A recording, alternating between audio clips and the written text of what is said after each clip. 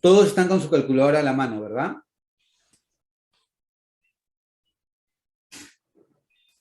Ya. ¿Qué te dice esta pregunta? Dice lo siguiente. En el espectro de emisión del átomo de hidrógeno se observa una línea a 486 nanómetros, ¿ya?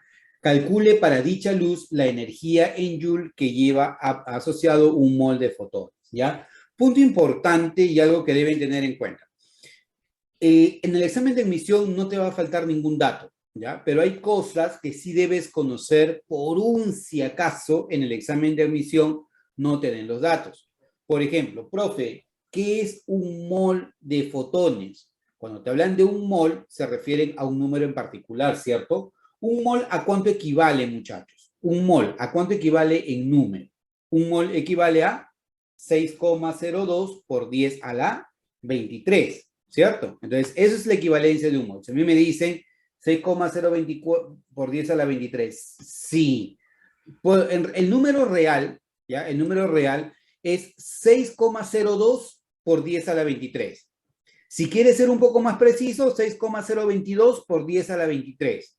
Y si estás trabajando de una manera rápida y no tienes calculadora, considera incluso 6 por 10 a la 23. Esos números te van a servir de referencia, ¿ya? Entonces, si a mí me dicen, calcule el espectro de emisión, o en el espectro de emisión se observa una luz de 480 nanómetros, ¿qué es lo que te están dando de dato acá? Lo que te están dando de dato viene a ser la longitud de onda. Entonces, un primer dato que tienes aquí es el siguiente. Te están dando la longitud de onda. Y tú sabes que esta longitud de onda se representa con la letra lambda, ¿no? ¿Y cuánto te dicen que vale esta lambda? Este lambda me dicen que equivale a 486 nanómetros. Entonces, 486 nanómetros. Ahora, otra cosa que tienes que manejar son las unidades, ¿verdad? Nano, ¿a cuánto equivale en metro? ¿A 10 a la menos cuánto? 10 a la menos 9. Entonces, cuando tú reemplaces este lambda, ¿lambda a cuánto equivale? Lambda equivale a que tú digas a 486 por 10 a la menos 9 metros. Ya, por ahora dejémoslo así, porque lo que te importa es tenerlo todo en unidades del sistema internacional para que te sea más fácil poder trabajar. ¿Ya? Ahora, te dice, calcule para dicha luz la energía en joules que lleva asociado un mol de fotones. Bueno, ya, ¿qué podríamos hacer? Lo que tenemos que hacer aquí es recordar la ecuación de Planck, ¿no? Si nosotros recordamos la ecuación de Planck, tendríamos lo siguiente. A ver, por acá. La ecuación de Planck, ¿no? Acuérdate que Planck lo que nos dice es que la luz, ¿ya? O la energía radiante no se transmite en forma continua, sino se transmite en forma de paquetes discretos, ¿ya? Y cada uno de estos paquetes discretos recibe el nombre de cuantos o fotones. Y la energía de cada fotón, ¿ya? La energía de cada fotón está relacionada con la frecuencia de la radiación electromagnética. De tal manera que la energía de cada fotón tú la podrías expresar de la siguiente manera. Es decir, la energía del fotón es igual a H, que viene a ser la constante de Planck, multiplicado por la frecuencia. Pero también tú podrías decir que esto es igual a ¿qué? A H por la velocidad de la luz entre la longitud de onda. Por lo tanto, cuando tú tienes que hablar de esto, ¿ya? Dirás que la energía del fotón es H por C sobre lambda. Por lo tanto, yo ya tengo lambda. Lo que me está faltando es la velocidad de la luz y me está faltando también la constante de Planck. Y como te digo, en el examen de admisión no te va a faltar datos. Es muy probable que si estás postulando a UNI y tengas una pregunta de este tipo, te den de dato la velocidad de la luz y te dan la constante de Planck. Aquí no me lo han dado. Entonces yo tendría que saber cuánto vale la velocidad de la luz y cuánto vale la constante de Planck. Chicos, la velocidad de la luz, ¿a cuánto es igual la velocidad de la luz? La velocidad de la luz es igual a 3 por 10 a la 8 metros por segundo, ¿ya? Y ese metros por segundo es lo mismo que tú digas metro por segundo a la menos 1, ¿ya? Quien no lo entendió, practíquelo, ¿ya? Metro sobre segundo es metro por segundo a la menos 1, ¿ya? Ahora, y la constante de Planck, H, también te la van a dar de dato, ¿ya? La constante de Planck, si tú quieres ser riguroso, va a ser 6,626 por 10 a la menos 34 Joule por segundo. Pero en uni, por lo general, a ti te dan este valor, 6,63 por 10 a la menos 34 Joule por segundo, ¿ya? Entonces, como estamos asumiendo valores, lo que va a ocurrir es que posiblemente de manera exacta yo no voy a tener aquí la respuesta, pero voy a tener una respuesta bastante aproximada y en eso ustedes me van a ayudar. ¿Qué es lo que tenemos que hacer? Reemplazar nuestros datos. Si yo quiero saber cuánto vale la energía de cada fotón, la energía de un fotón, ¿a cuánto sería igual? La energía de un fotón sería H por C sobre lambda, ¿ya? Esa es la energía de un fotón. Pero si yo quiero la energía de un mol de fotones, va a ser esto multiplicado por un mol. ¿Y a cuánto equivale un mol, muchachos? ¿A cuánto equivale un mol? Ya me dijiste, 6,02 por 10 a la 23. Entonces, si yo quiero la energía de un mol de fotones, que es lo que me están pidiendo, va a ser lo siguiente. Va a ser todo este mostrito multiplicado por un mol. ¿Y un mol a cuánto equivale? 6,02 por 10 a la 23. Recomendación, chicos, consejo de pata, ¿ya? No operes nada hasta que no tengas todos los datos incluidos, ¿ya? Una vez que tienes todos los datos incluidos, opera todo lo que tú quieras, ¿ya?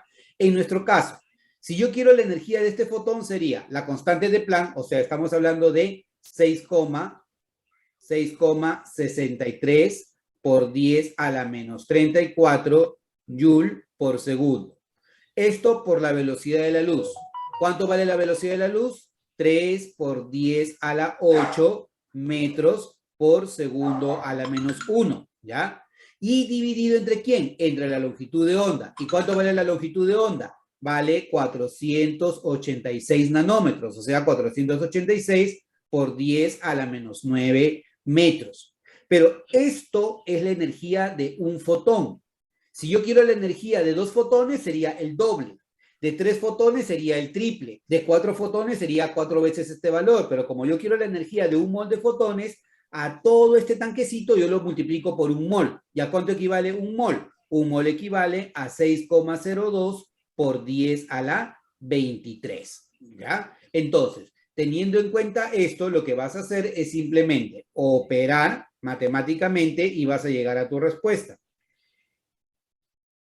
Y además de operar matemáticamente, ¿qué es lo que te vas a dar cuenta?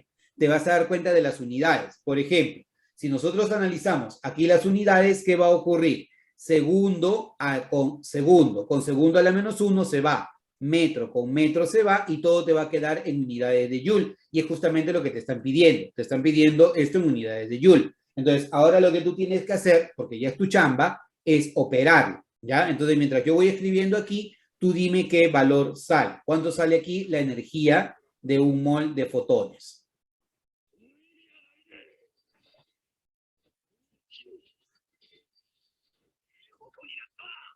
¿Cuánto sale, chicos? ¿Qué te salió?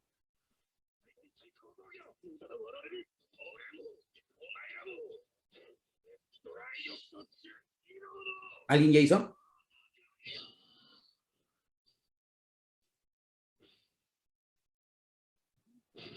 Nada. O estamos mal, ¿ah? Ya, a ver, mira. 10 a la menos 9, con 10 a la 8, esto te da 10 a la 17. 10 a la 17 con 10 a la 23 te da 10 a la 40, ¿cierto? Y 10 a la 40 con 10 a la menos 34 me da 10 a la 6. O sea, en todos mis exponentes, yo tengo 10 a la 6, ¿ya? Y si todo es 10 a la 6, luego te va a quedar multiplicar a todo este monstruito, que va a ser ¿qué cosa?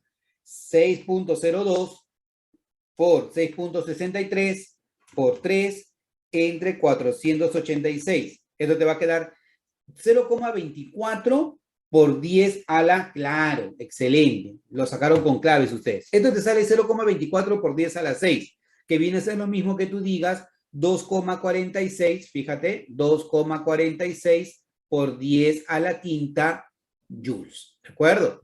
Entonces, esto corresponde a tu clave de respuesta ¿ya? Clave, la letra B. Esa tendría que ser tu respuesta. Ahora, chicos, ¿qué debes repasar de acá? Primero, unidades.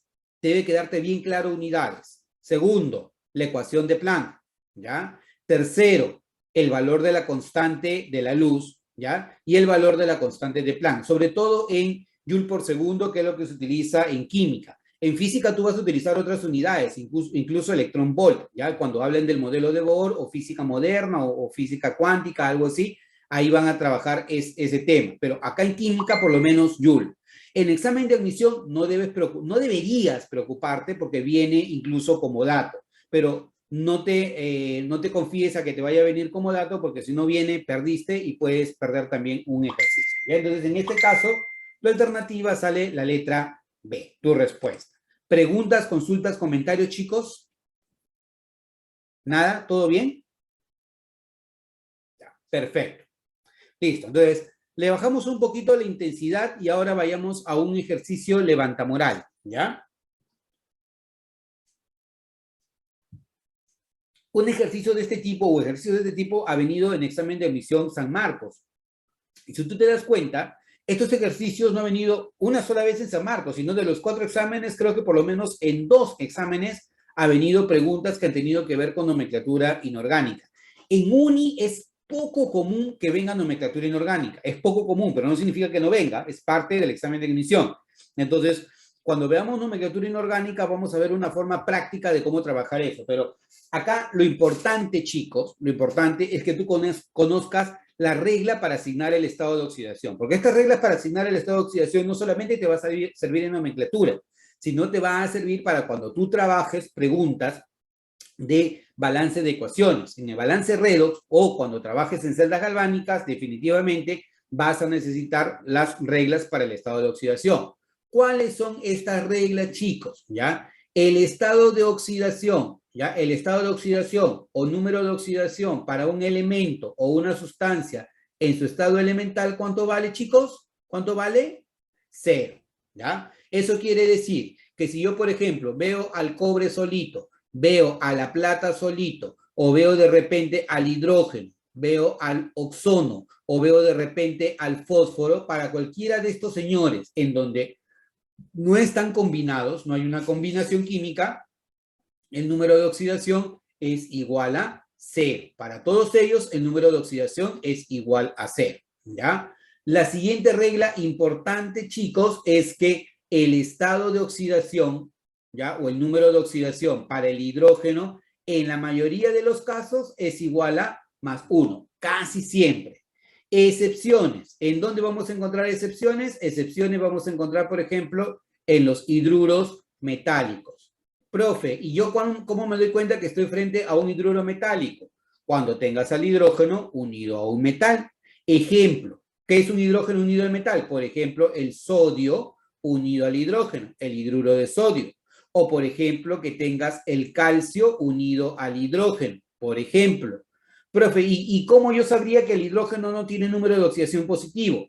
Ah, fácil, porque los metales únicamente actúan con número de oxidación positivo. Por ejemplo, el número de oxidación del sodio vale +1, el número de oxidación del calcio vale +2, entonces el hidrógeno no tiene otra posibilidad que trabajar con número de oxidación -1. Por lo tanto, en este caso particular, el hidrógeno trabaja con número de oxidación -1 y acá también trabaja con número de oxidación -1, ¿ya?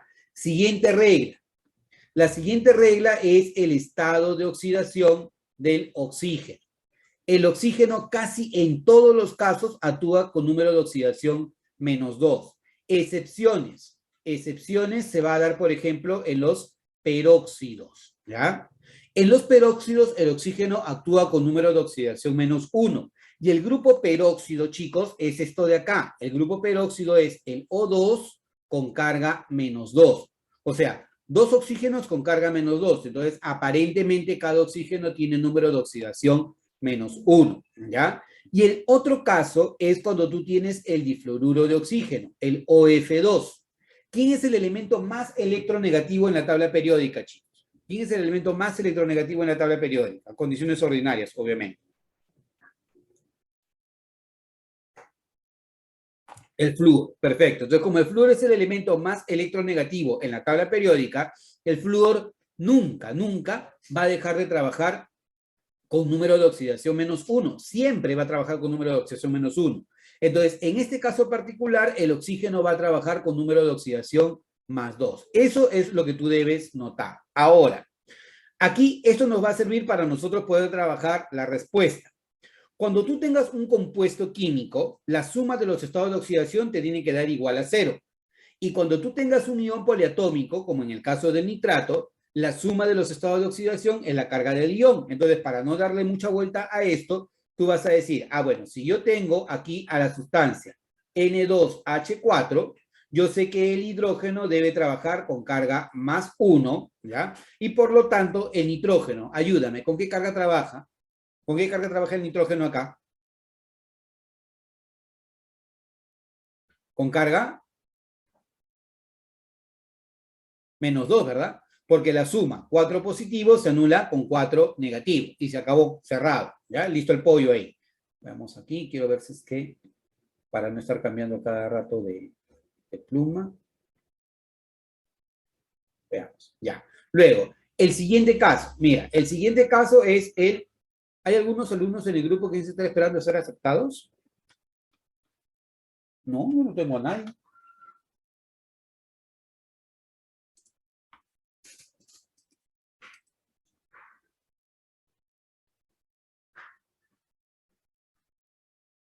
Tramarría, ¿está?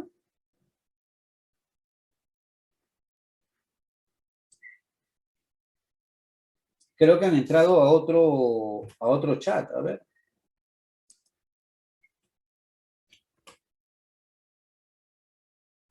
Me parece que han entrado a otra...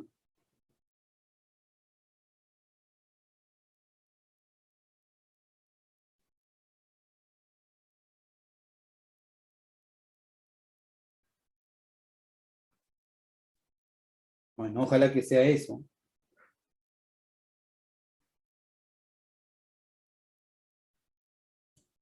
Creo que han entrado a otra sesión diferente. Ya, estas son cosas que pasan cuando están así la primera clase. Ya me imagino que la segunda, la tercera, ya es diferente. Gracias, Walter. Gracias, Walter, por avisarme. Listo, entonces vayamos. Luego, tenemos, por ejemplo, al siguiente compuesto. El siguiente compuesto es el NO2, ¿ya? En el NO2, ¿qué pasa? Tú recuerdas que el oxígeno está actuando con número de oxidación -2. Entonces, aquí la suma me da -4. Y como la suma te da -4, entonces definitivamente el nitrógeno tiene que estar trabajando con número de oxidación +4. No hay de otra forma. Yo voy a bajarle un poquito aquí la intensidad. Ya. Y por último, tenemos al NO3, ¿ya? En el NO3, ¿qué es lo que ocurre? A ver, tenemos el NO3 con número de oxidación -1. A diferencia de los casos anteriores, en donde la suma me debe dar 0, aquí la suma me tiene que dar -1. Entonces, trabajamos con que el oxígeno debe tener carga -2, ¿ya? Y el nitrógeno definitivamente debe tener ¿qué carga? El nitrógeno debe tener carga +5. Entonces, 3 por -2, -6, más 5 de nitrógeno me da -1. Entonces, ¿cuál sería la secuencia? -2, +4 y +5. -2, +4, -2, +4 y +5. Estamos hablando de la letra C, ¿no? Por lo tanto, alternativa de respuesta, en nuestro caso, tendría que ser la letra C. Ahí está, recién están entrando. Entonces, para este caso, sería la clave, la letra C. ¿Ya? Qué raro, han entrado otro enlace, chicos, ¿no? Profesor José, buenas noches. Se terminó el tiempo de la clase y se ha prolongado un poquito la demora. No, lo que pasa es que ustedes tienen tienen tres enlaces. Cuando se acaba, ingresan al siguiente enlace. Fíjense en la hora que tienen de cada enlace y de acuerdo a esa hora van entrando, porque cada sesión dura 40 minutos. Entonces, ahora cuando se acabe, también vuelvan a entrar al otro enlace. El otro enlace es un enlace de las 8:30, al tercer enlace, ¿ya? Y entonces en ese enlace ya vamos a continuar con la clase, ¿ya? Esa es la manera como lo hacemos, ¿ya? Ok, profesor, gracias por la ¿Sí? aclaración, gracias. Listo. Muy bien. Entonces, esta es la pregunta número 4. Vayamos ahora a la pregunta número 5. Bueno, haciendo un repaso para quienes no estuvieron, ¿ya? En el caso de la pregunta 4, tú tienes estos puntos, ¿ya? Primero, que como el hidrógeno trabaja con número de oxidación más 1, para que la suma me dé 0, el nitrógeno debe trabajar con número de oxidación menos 2. Como el oxígeno tiene número de oxidación menos 2, para que todo me dé 0, el nitrógeno debe trabajar con número de oxidación más 4. Y aquí el nitrógeno, como el oxígeno, actúa con número de oxidación menos 2 y todo me tiene que dar menos 1, que es la carga del ion, entonces el nitrógeno trabaja con carga más 5. Entonces, si vemos las claves, sería menos 2, más 4 y más 5, que son las claves que nosotros tenemos acá. Entonces, alternativa sería la letra C. ¿Ya? Muy bien, continuemos entonces. Ahora, vayamos a la pregunta número 5. Esta pregunta número 5 es aplicativa. Me dice, el magnesio tiene o consiste en 3 isótopos con masa 23,99, 24,99 y 25,99, ¿ya? Las abundancias relativas de estos tres son 78,34, 10,49 y 11,17. Calcule la masa atómica relativa promedio del magnesio, ¿ya? Chicos, aquí les voy a pedir algo mientras yo voy planteando el ejercicio. Sumen los porcentajes y asegúrense de que le dé 100%, por favor. Sumen los porcentajes y asegúrense que le dé 100%. Si le da 100%, ponen en el chat sí, y con eso yo voy a saber que les da el 100%, ¿ya? Aquí te dicen que el magnesio consiste de 3 isótopos. Entonces, a ver, veamos. Si analizamos los isótopos del magnesio, los isótopos sería, a ver, por aquí, no deja de ser ninguno magnesio, ¿eh? Los 3 son magnesio. Magnesio, magnesio y magnesio. Perfecto, muy bien, Jacqueline. Genial. Listo. Entonces, tiene los 3 isótopos. El número que tú colocas arriba, ten cuidado porque ese número es el número llamado número de masa, ¿ya? El número de masa siempre va a ser un número entero. Y esto es un parte, en unidades químicas de masa, en esta parte, uno siempre le toma mucho el ojo a la parte de la teoría, ¿ya? Y conocer cuáles son los conceptos. También. No hay. Y saber cuáles son los conceptos. Entonces, voy a ponerle... ¿Está? Ya. ¿Cuáles son los conceptos? Entonces, en el caso de los conceptos, tener en cuenta, primero, que el numerito que viene arriba se llama número de masa, ¿ya? Y vamos a asumir que acá me están dando las masas de los 3 isótopos. Por ahora le voy a dar el número nada más. El primero es 23,99, ¿ya?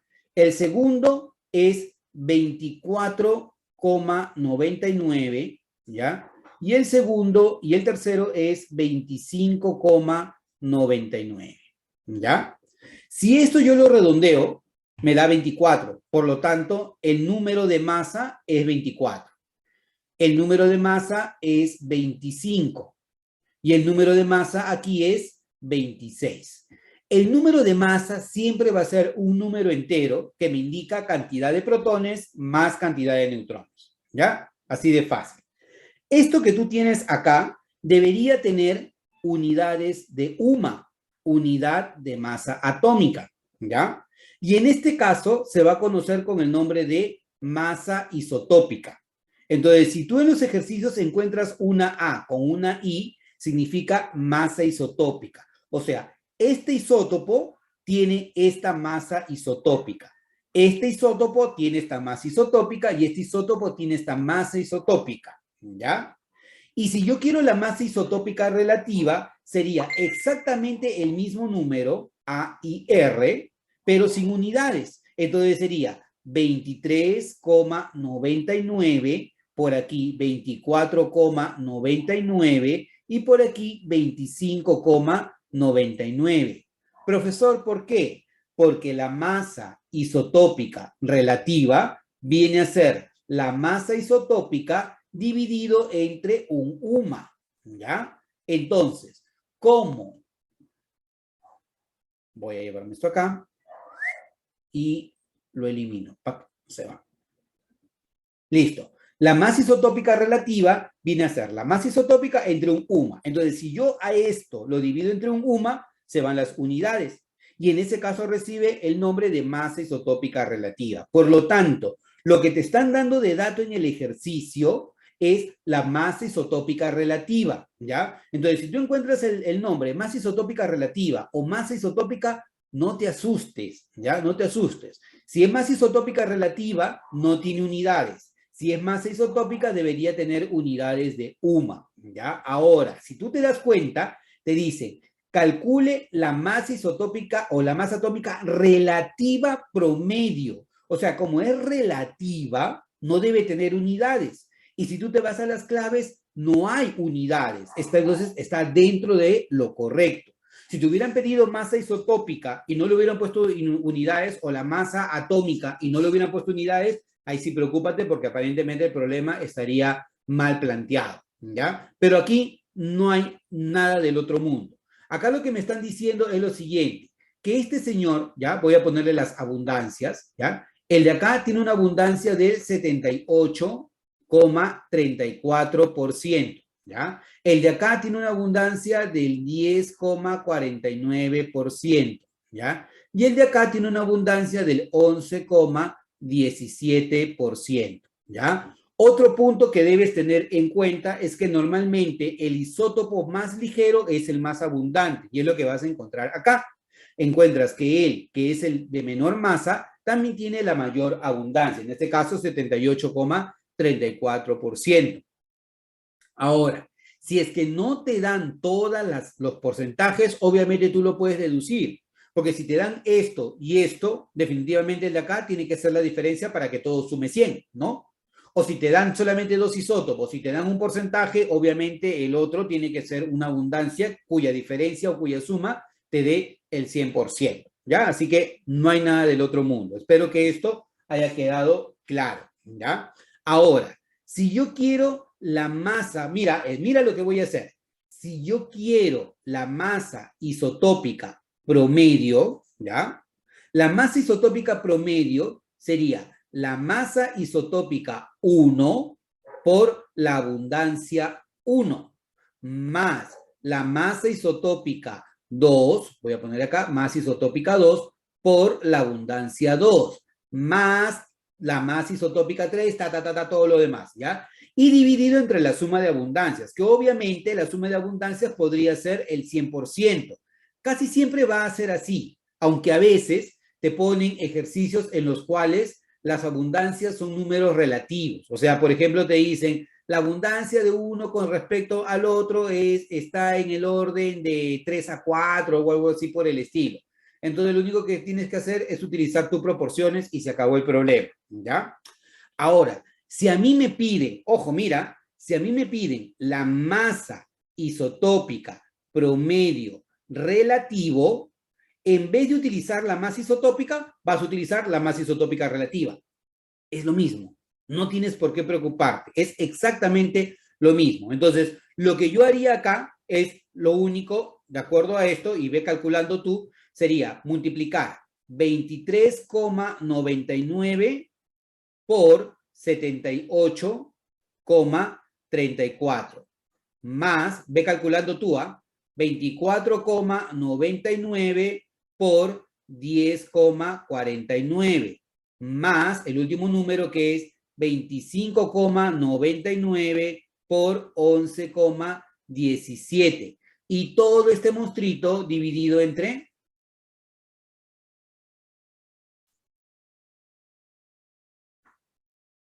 el 100%, ¿ya? Entonces, todo dividido entre 100% porque ya me dijiste que la suma de todo esto te da 100. Entonces, todo lo divides entre 100 y te va a dar la masa isotópica relativa promedio, ¿ya? Entonces, ¿cuánto vale esa masa isotópica promedio relativa, chicos? ¿Cuánto vale?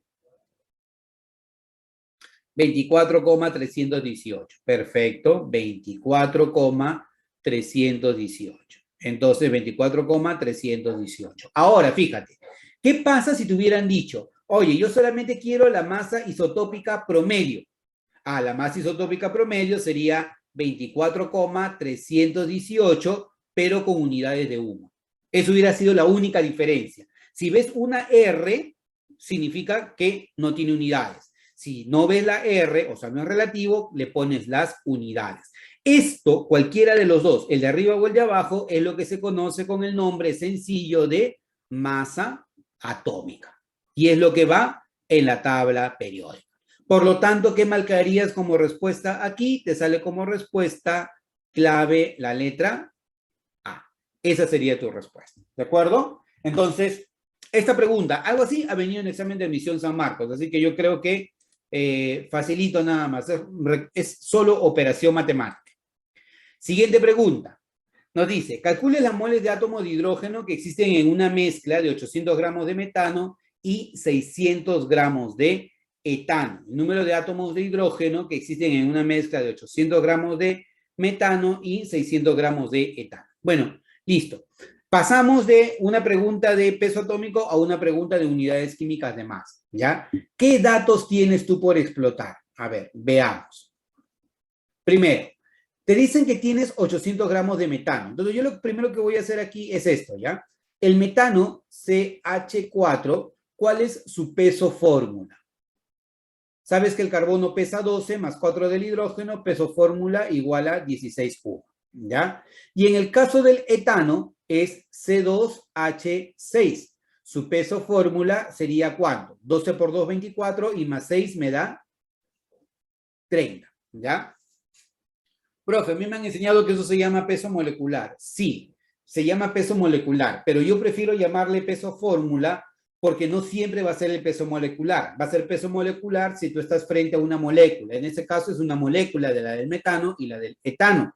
Pero si yo, por ejemplo, estoy frente a una sustancia que se conoce como carbonato de calcio, calcio CO3, yo a esto yo no le puedo llamar peso molecular. Yo no le puedo llamar peso molecular porque acá no hay moléculas. A esto lo correcto es llamarlo peso fórmula, porque lo que estamos trabajando es el peso de esa fórmula. Ya, ten bastante cuidado porque recuerda que para los compuestos iónicos no existe peso fórmula. Para los compuestos iónicos no existe peso molecular.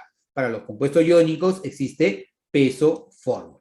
¿Ya? Entonces, ahora, teniendo esto, voy a resolver mi ejercicio.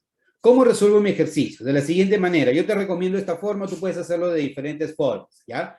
Yo siempre voy a utilizar regla de 3 simples.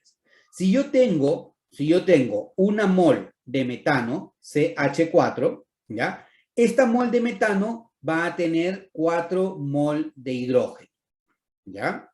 Entonces, si tú me seguiste la secuencia, vas a poder decir, esto lo voy a poner más acá, ¿ya?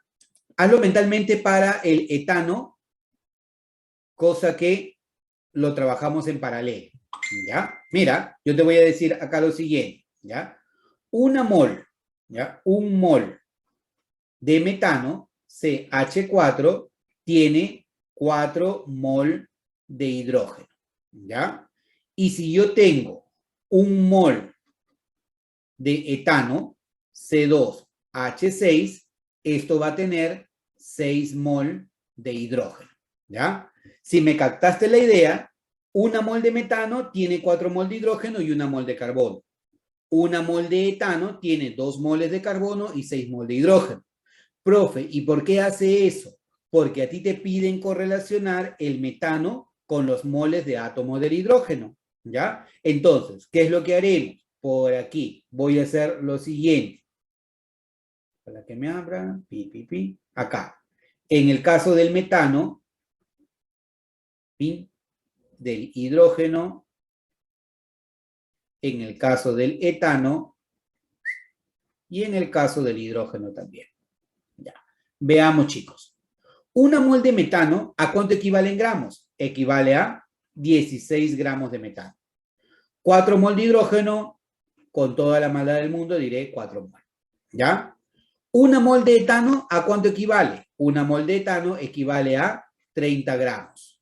Y esto es equivalente a que tú digas 6 mol de hidrógeno. ¿Ya? Esto último lo voy a borrar para que no me moleste. Tiki tiki, se acabó. 6 mol. ¿Ya? Ahora, chicos, directo. ¿Cuánto de metano tenemos? De metano tenemos 800 gramos. ¿Ya? Por lo tanto, esto me dará como respuesta un N1. ¿Ya? Y acá tú vas a decir, del etano, ¿cuánto tienes? Del etano tienes 600 gramos. Entonces, ¿cuántas moles vas a tener? No lo sabes, llámale N2. Entonces, chicos, directo, ayúdenme. N1, ¿cuánto vale? Y N2, ¿cuánto vale? Al ojo. N1 vale 200, ¿puede ser? A ver, verifica, yo lo estoy haciendo al ojo. Sí, profesor. ¿Sí? ¿Y N2 cuánto vale? Por 2 por 10. 120, ¿puede ser? Muy bien, excelente. 120 mol.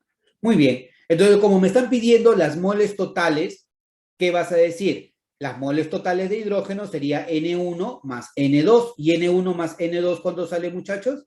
320 mol de hidrógeno. Y se acabó el problema. Listo el pescado. ¿Ya? Entonces, ¿qué marcarías como respuesta? 320. La alternativa de respuesta te sale la letra D, ¿no? Esa es tu respuesta.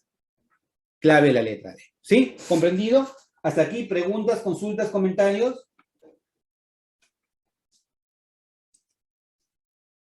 Todo bien.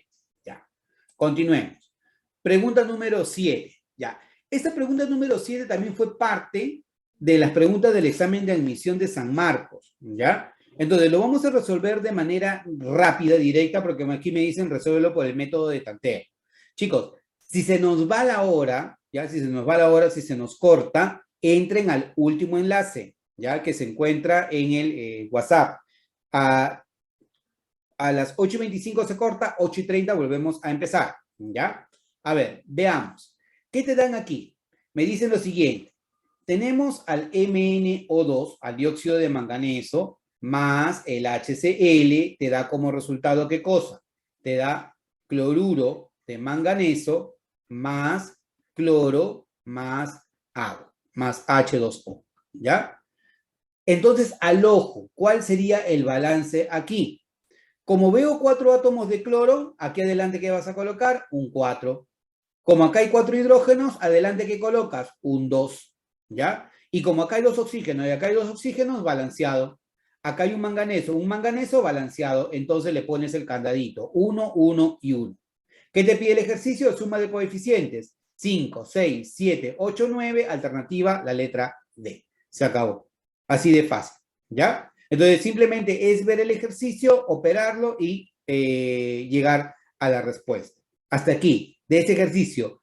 ¿Preguntas, consultas, comentarios, chicos? ¿Todo bien?